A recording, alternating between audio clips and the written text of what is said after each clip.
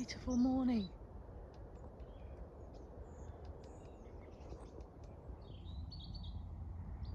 Day two, what am I on? Day two of my January adventure. And I'm setting off a tiny bit late because I just had so much going around my head last night I couldn't really sleep. Thinking about the fact that I didn't have a trowel and I had to find a new one, and where am I going to start my lines today and all that kind of stuff. It's frosty today though, so I'm going to see if I can find a hand warmer in my car.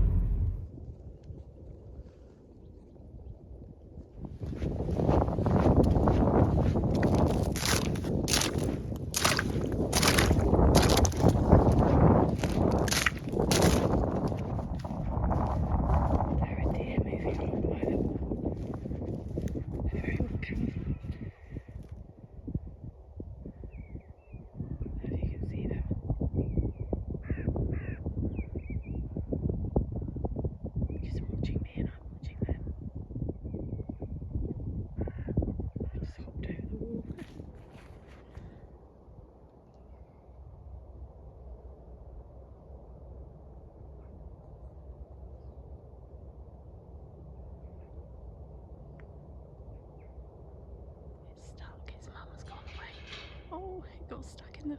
Oh, bless it. It got stuck in the gate. Good morning. It's day 2 of my January visit and my 5th day here on site. And the first job I've done is to lay out 2 lines behind me so that I can start to move up the field in the opposite direction, because yesterday I found a number of coins and artifacts that were all at this end, so I'm thinking if I continue up this way I might find more today. The next job I've got to do is to replenish my water, and I'm using rainwater. The reason I'm using rainwater is that I've been doing some research into how to preserve bronze artifacts. A lot of the things that I'm finding up here are made of bronze or copper alloy. Objects made of those materials can get bronze disease, which occurs when chlorides touch the surface of the bronze, and chlorides is found in water. So I've been doing my research on the best kind of water to use to clean my artifacts in the field. I looked at seawater, rainwater, tap water and deionized water, so 4 different kinds of water that you can get hold of easily. I didn't really realise what it did, but what it does is it sets in motion this process of, like, a white powdery stuff ends up on your object and it just eats the object. So number 1, seawater, do not use it. It's got 19,000 parts per million. Number 2, tap water, do not use it. It's got 250 parts per million of chloride. Number 3, deionized water, which you can get from a car garage. It's the recommended water for use in cars. That is up to 70 parts per million, so that's probably the best kind of off-the-shelf water that you can use to clean your objects. And the final one is rainwater. Cornish rainwater, which is the nearest to where I come from, is 29 parts per million of chloride. So I've collected rainwater in a jar, just left it in my garden, and I'm using that in my bottle today. First hole of the day again, and I think we have got a coin. I've forgotten my gloves today. There's always something. It is a coin. Let's give it a rainwater spritz.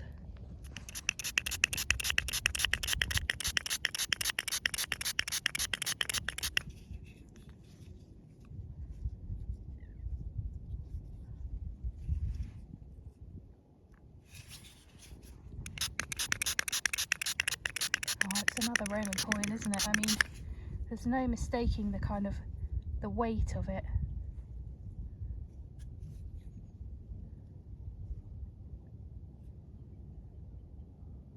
It's pretty good condition as well. I don't recognise this motif on this side. It's really lovely though, isn't it? Is it a laurel wreath? Maybe it's a laurel wreath. Again, the legend around the edge is very, very legible, isn't it? A legible legend. Great. Coin 1 in the bag. Just found a pretty little horseshoe. It looks very old.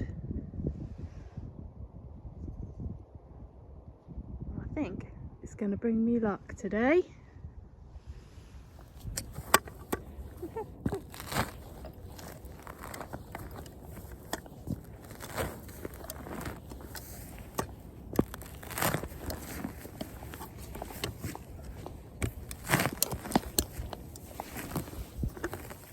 I can't quite believe the size of what this DS2 has just found. Honestly, so small. Took me ages to find it with the pinpointer.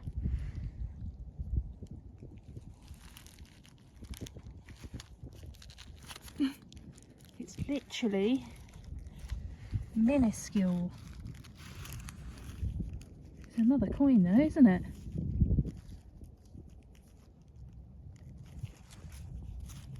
It's smaller than my little fingertip.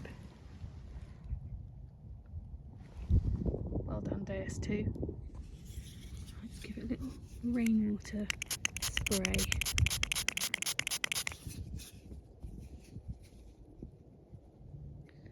Not much to see, unfortunately.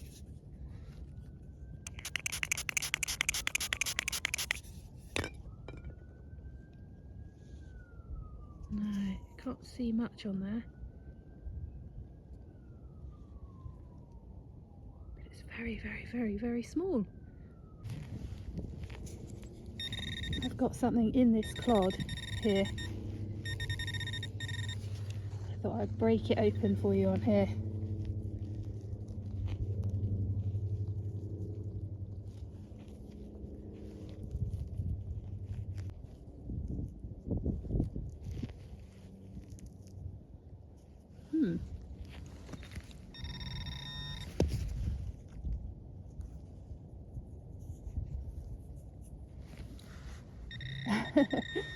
Okay, at first look, this isn't very interesting. It looks like a nail, but it is actually quite interesting. That is a hobnail from a Roman boot.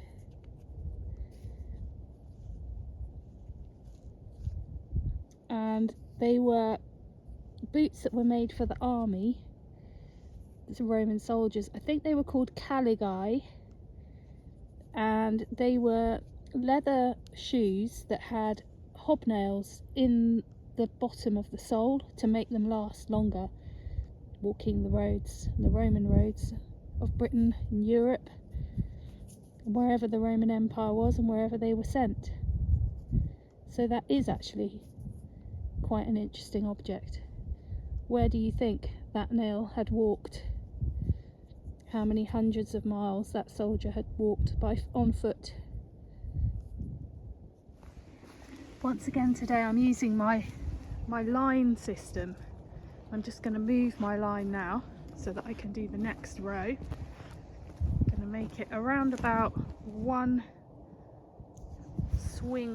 detector swing away from the other line, and then I have to walk it all the way down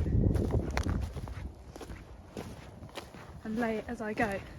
Something I'm learning from this permission is that if you want to find great things, you have to be on great land.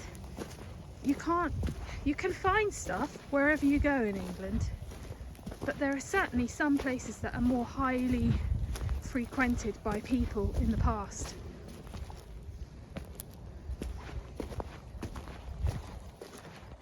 So I would like to coin a new phrase for this, which is geodetecting. And to me what that means is that you go where the good stuff is. Maybe you go there on day digs or weekenders, festivals, or maybe like me you organise a permission that isn't actually that close to where you live, but you take the time to go there.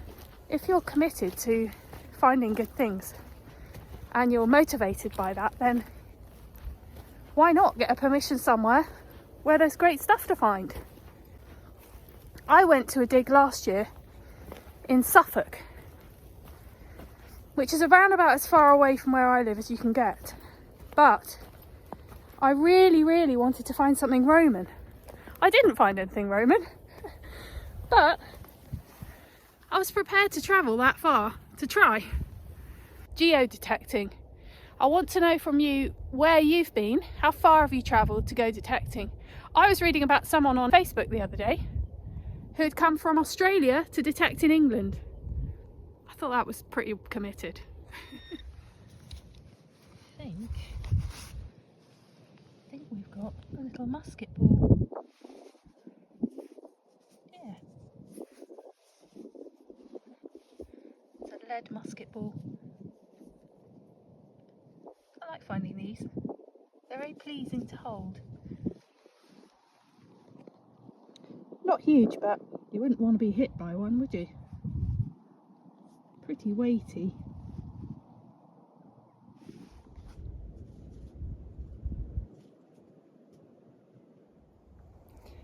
I've taken a little break from the Roman field just because I was working in stripes, and I just thought, it'd be nice to get out and see some of the rest of this estate. So I've come to a meadow, which is actually a ridge and furrow meadow, a medieval ridge and furrow meadow, which is, it sort of undulates like this in stripes. I can't see it today because the light is quite dull, but the reason it's like that is because long ago in medieval times the plough would only work one way, so you'd end up with these ridges over the years. So that made it, over time, over hundreds of years, the marks in the land are still there. It's quite rare actually now, because unless it hasn't been ploughed since medieval times, the ridges would be destroyed. So I'm really lucky to have it here. I'm hoping there'll be some hammered coins here, but I'm not going to have time to do it today. I need to go back to my Roman field. I just wanted to come and have a look around really. And this amazing oak tree, look at it, how big it is. It must be at least 500 years old. Look at that. Quite incredible really, what this tree must have seen. So I've been running my detector outside of the Roman field for about 40 minutes, and boy is it humbling. I'm now remembering what it's normally like going metal detecting. I've picked up a couple of shotties, a tin can, and a lot of just swinging for no result at all. And by contrast, in that field I can walk 10 meters and find a Roman coin. It's bizarre. And then just pinching myself really, and reminding myself how lucky I am, and what am I doing out here when I could be in there. Here's a lovely little bowl fragment. Bowl or a cup. And inside you can see where the clay has been smoothed. It's lovely, isn't it? It's got a mark on it, I think.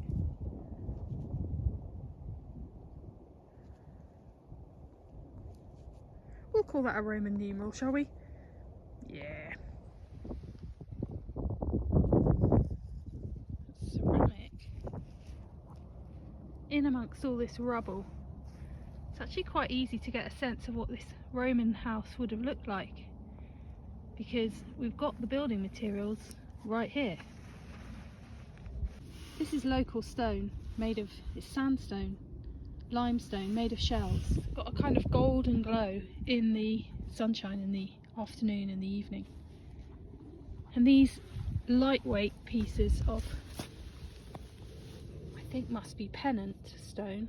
Apparently the Romans used these as roof tiles, which would be extremely heavy and a little bit dangerous as well. I think the thicker pieces, I think, would have been used as flooring, and they still are used as flooring. People use them in their gardens and in their houses, as kind of flagstones. And then also we can get a sense of what kind of pottery they had inside their homes. There's some nice pieces here. This one's got kind of like a cream layer in the middle and then terracotta to the outside. The plough has made these rather lovely Roman numerals for me. So I've just dug out my top 10 finds from the past 2 visits. Coins, belt mount, fibula. I'm really happy that I found 2 coins with a female bust and obviously a vulva mount. And I love that I've got all these different faces to get to know. What a brilliant couple of weeks I've had. But I'm going to be coming back here every month, discovering more about it, and there's a whole estate here to find out about. It's snowing! I thought that was a bit cold. How lovely. I think it's probably time to go home. I've had such a great time. And tomorrow I'm going to have a real adventure because I'm going to go back to the town where I grew up, Roman Bath, or Aquae Sulis as it was known then. And I'm going to go to the Roman baths and have a look around and understand it with fresh eyes, because now I'm finding Roman items and I've actually been standing on a Roman person's house. I feel like I want to learn more about what life was like then, and I'll take you in with me.